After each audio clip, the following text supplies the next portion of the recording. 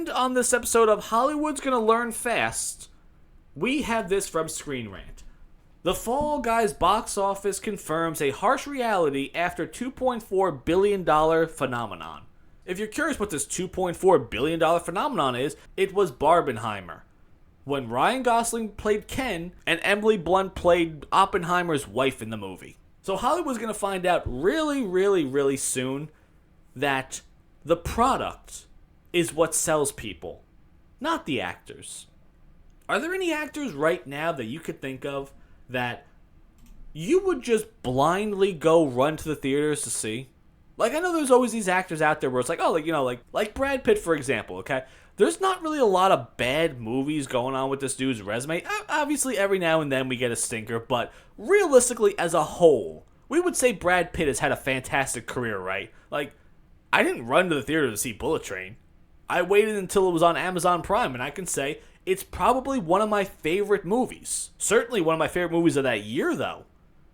But I didn't run to the theater just because Brad Pitt's in it. So no, I'm not going to run to the theaters to see The Fall Guy just because Ryan Gosling and Emily Blunt are in it. Yes, I love The Quiet Place. Yes, I loved Edge of Tomorrow.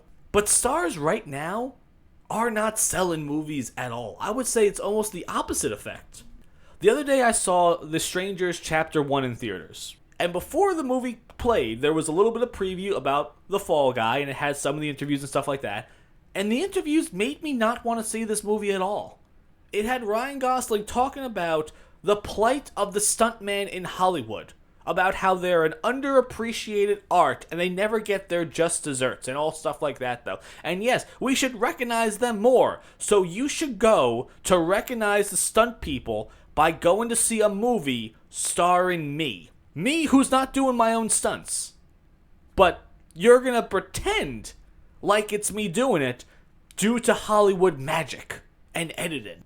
I heard that and I said, you know what? I don't think I need to see your movie in theaters. And more importantly, I don't think I need to hear Ryan Gosling ever do an interview ever again. Talking about the plight of the stuntmen as I'm being paid millions and millions and millions of dollars to have a flop in the box office.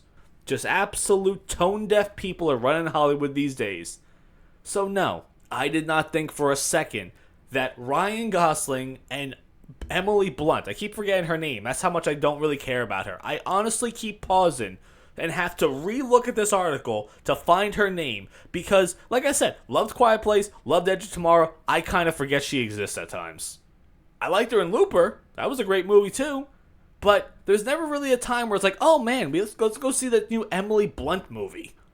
Didn't, like, Family Guy make this joke with the Star Wars movie, talking about Seth Green's career? And you're like, oh yeah, well, Seth Green was in the Austin Power movies. And then they were saying, yeah, but no one ever says, oh look, this movie's coming out, Seth Green's in it, I have to go see it. Same thing going on with this. Yes, Ryan Gosling, great actor, love him in a lot of things. You ain't selling me a movie, man. The IP, the product, is more of a selling point than the actor. You know, I bet there's a lot of undiscovered talents in the world of acting today. Just these undiscovered gems that can pull off these Oscar-worthy performances that we haven't gotten the opportunity to see yet. But we've seen Ryan Gosling, you know, he's a great actor, but you two alone are not going to make me want to spend money and spend 2 hours of my day to see something. But what do you guys think about that? Have you seen The Fall Guys? Was it good at all? And more importantly, what actor would it take for you to just blindly run to the theater and see their product? Let me know what you think about that.